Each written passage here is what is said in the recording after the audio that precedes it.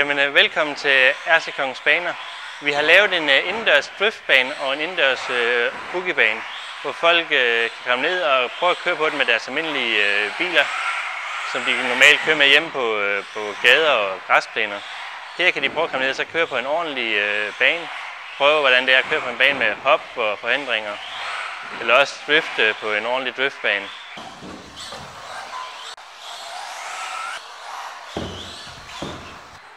Det er jo alle folk. Det er både den hele unge, og så er det de gamle. Så det er selvfølgelig mest mænd, der kommer her, men der er enkelte piger også. Men det er alle fra 6 år af så op til 70 år. Det er jo fordi, at vi kører med nogle professionelle biler, men det kan jo fås meget længere ned prismæssigt. Og man kan jo starte helt ned fra 1.500 kroner godt og vel, og så starte der. Man behøver ikke lige at skrive ud for hverken 3 eller 4.000 fra starten af.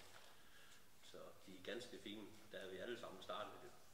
Den består af en Optima-motor, 7,5 tons, og så en ESC, som sidder herovre, som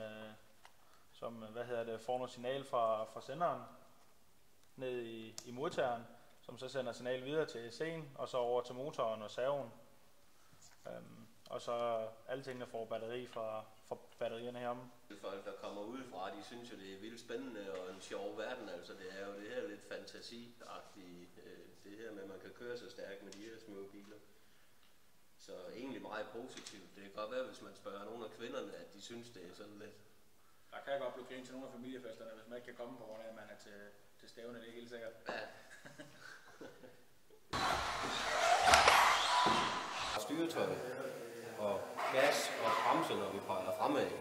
Og det er sådan det grundlæggende i det. Og så er det simpelthen bare et spørgsmål om ikke bare at dreje helt ud, simpelthen have føling med det, da det er meget følsomt.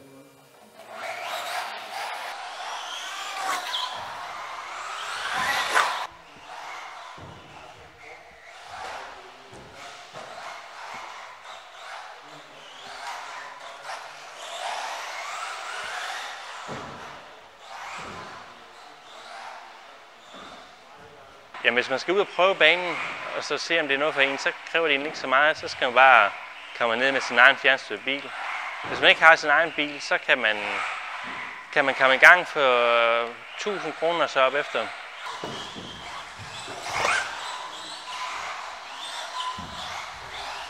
Fordi du får jo adrenalinsuset, når du kører herude. Altså spændingen er ligesom at køre i en rigtig bil. Det er bare lidt lettere at få råd til at køre en fjernstyret bil.